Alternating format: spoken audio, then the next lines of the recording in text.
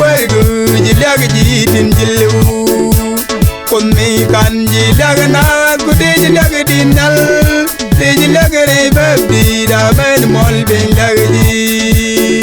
kun ji ma gal bar me geri jing sanin segaro gram gesje nen gram lugen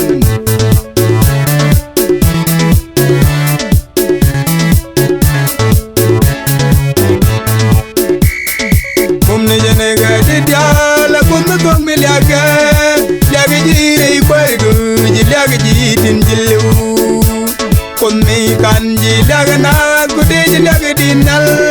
de jilag re babi da ben mol ben lagji kun ji ma gal bar me geri jing sanin segaro gram gesje nen gram lugen bar mi widu so de jeg ne jinwan we ni je bu pes bai di go ni bai ku jeg kamere wo pandare wongo jego nangi kamungan tagan ma gal doli bai ta de ni bitin ya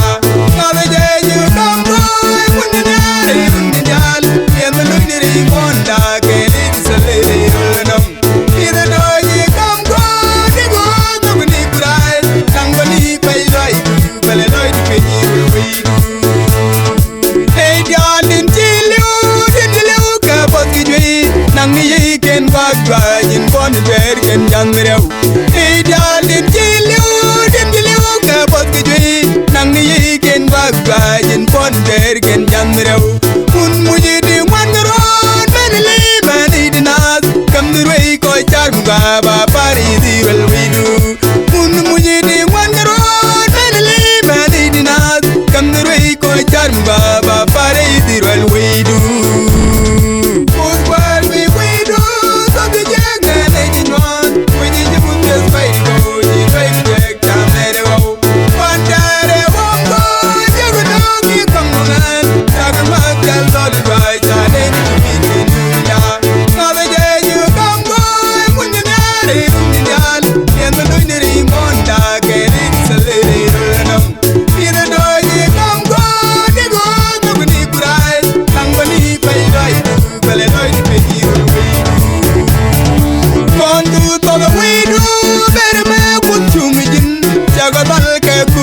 chi chul rei ben mon de chong kondu ko the we do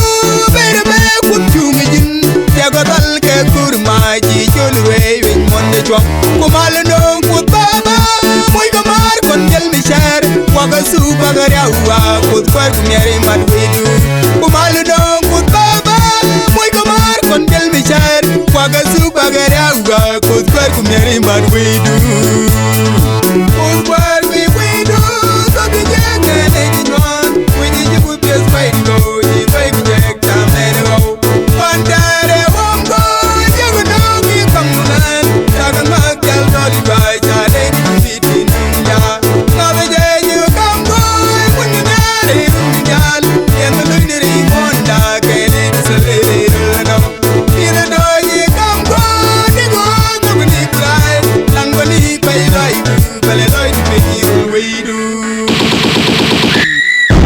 de loy penga weda